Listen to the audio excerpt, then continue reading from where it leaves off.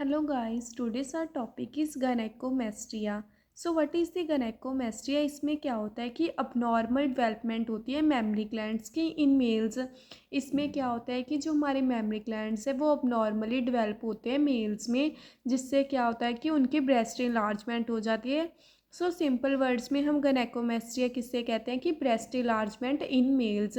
सो गैनेकोमेस्ट्रिया में क्या होता है कि जो मेमरी ग्लैंड्स हैं उनकी अब नॉर्मल डेवलपमेंट होती है मेल्स में, जिसकी वजह से क्या है कि उनकी ब्रेस्ट इनलार्ज हो जाती है। सो ये कंडीशन है, एक ब्रेस्ट में भी अक्कर हो सकती है या फिर दोनों ब्रेस्ट में होती है। ये मतलब स्टार्ट कैसे होती है, एक लंप फॉर्मेशन बनती है पहले ब्रेस्ट में, फिर वो ना टेंडर होती है, मतलब कि लंप फॉर्मेशन से मतलब पहले लंप बनते हैं उसके बाद ब्रेस्ट इनलार्जमेंट स्टार्ट हो जाती है। सो कॉजेस और रिस्क फैक्टर क्या हैं। जो एंड्रोजन हार्मोन है वो मेल कैरेक्टरिस्टिक्स क्रिएट करता है, जो ईस्ट्रोजन हार्मोन्स है वो फीमेल कैरेक्टरिस्टिक्स कॉज करते हैं। सो मेल्स में क्या होता है कि एंड्रोजन और ईस्ट्रोजन बोथ हार्मोन्स होते हैं। इन हार्मोन में अगर कोई चेंजेस आए हैं या फिर हमारी बॉडी अच्छे से रिस्पॉन्स नहीं कर रही है या अच्छे से यूज़ नहीं कर पा रही इन हार्मोन्स को, उसकी वजह से क्या होता है कि जो ब्रेस्ट है वो लार्ज हो जाती है मेल्स में। सो इसके कॉजेस और रिस्क फैक्टर में क्या है कि हार्मोनल में चेंजेस आने की वजह से मेल्स में जो ब्रेस्ट है उनकी ब्रेस्ट इनलार्ज हो जाती है। सो सम मेडिकल कंडीशंस भी है जिनकी वजह से gynecomastia यानी कि ब्रेस्ट इनलार्जमेंट होती है इन मेल्स में। सो जेनेटिक फैक्टर भी मैटर करता है।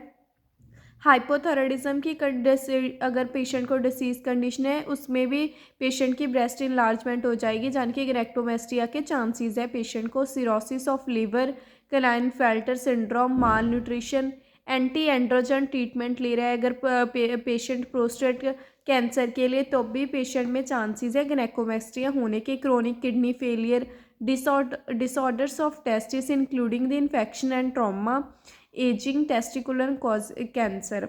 सो सब मेडिकेशंस भी हैं जो कि कॉज करती हैं gynecomastia, जैसे कि diuretics, spironolactone, calcium channel blocker, AC inhibitor drugs जो कि हाइपरटेंशन को ट्रीट करने के लिए देती है, ये भी gynecomastia कॉज कर सकती है। So some antibiotics, some anti ulcer drugs है जो जैसे कि एंटी रेट्रोवायरल थेरेपी के जो कि हम HIV को ट्रीट करने के लिए देते हैं, उससे भी स्यूडोगोनाइकोमेस्टिया हो सकता है। सो इस जो स्यूडोगोनाइकोमेस्टिया की प्रोबेबिलिटी है कि वो ट्रू गोनाइकोमेस्टिया में कन्वर्ट हो सकते हैं अगर हम अर्ली मतलब डायग्नोस करके उसको ट्रीट आउट नहीं करेंगे। सो अल्कोहल और मैरिजुआना, हीरोइन ये भी कॉज कर सकते हैं gynecomastia।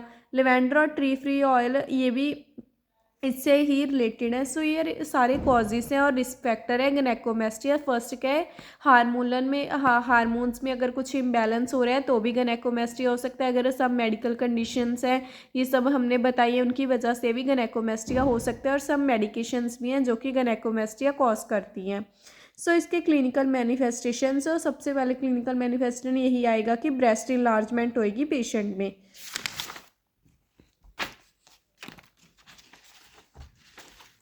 सो ब्रेस्ट इनलार्जमेंट होएगी पेशेंट में, उसको पेन होएगा, टेंडरनेस होएगी उस एरिया में, और डिम्पलिंग हो सकती है, skin retraction of the nipple हो सकता है, निप्पल डिस्चार्ज होएगा, और enlargement of the underarm lymph nodes.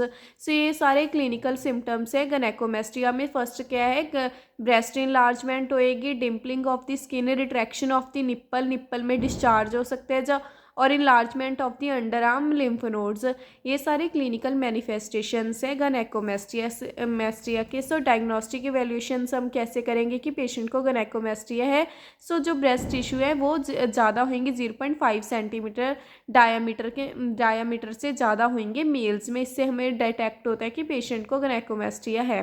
So physical examination, उसकी मेडिकल हिस्ट्री लेंगे, मेमोग्राफी करेंगे, ब्लड टेस्ट करेंगे, measurement of the hormones in blood stream. So management क्या है gynecomastia, सबसे पहले हम अगर अर्ली स्टेज में gynecomastia है तो हम मेडिकेशन से ट्रीट आउट करने की कोशिश करते हैं।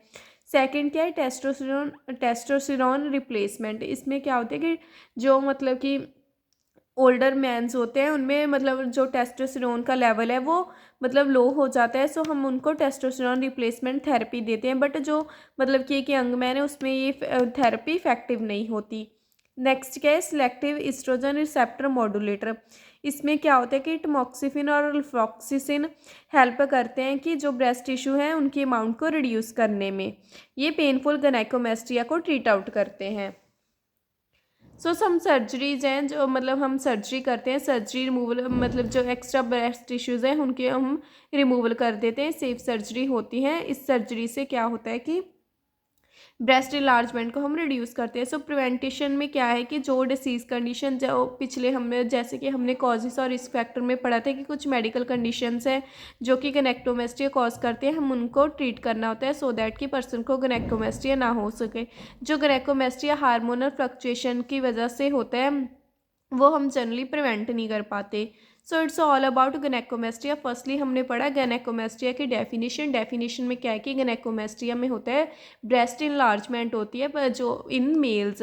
सो मेल्स में क्या होता है कि उनकी ब्रेस्ट इनलार्जमेंट स्टार्ट हो जाती है। सो इसके कॉजेस और रिस्क फैक्टर क्या है कि फर्स्ट क्या है हार्मोनल चेंजेस की वजह से क्या होता है कि पर्सन में मेल में ब्रेस्ट इनलार्जमेंट होनी स्टार्ट हो जाती है। और सेकंड कॉज क्या है मेडिकेशंस की वजह से।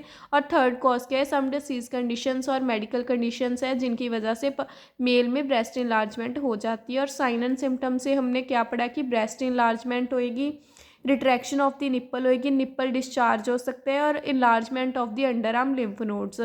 सो डायग्नोस्टिक इवैल्यूएशंस में क्या है कि हम पर्सन की हिस्ट्री लेंगे, मेमोग्राफी करेंगे, ब्लड टेस्ट करेंगे और हार्मोनल मेजरमेंट करेंगे। अगर ब्रेस्ट टिश्यू का डायामीटर 0.5 सेंटीमीटर से ज़्यादा है तो हम डिटेक्ट हो जाएगा कि पर्सन गैनेकोमेस्टिया से सफ़र कर रहा है। और इसकी मैनेजमेंट क्या है, मैनेजमेंट अगर अर्ली स्टेज में है तो मेडिकेशन से ट्रीट आउट करेंगे, उसके बाद टेस्टोस्टेरोन रिप्लेसमेंट थेरेपी देंगे, सिलेक्टिव ईस्ट्रोजन रिसेप्टर मॉड्यूलेटर देंगे और लास्ट ऑप्शन क्या है सर्जरी। प्रिवेंटिशंस में क्या है कि जो मेडिकल कंडीशंस है हमें उन्हें प्रिवेंट करना है सो दैट कि पर्सन को गैनेकोमेस्टिया के चांसेस ना हो या गैनेकोमेस्टिया डिसीज कंडीशन से पर्सन सफ़र ना करे।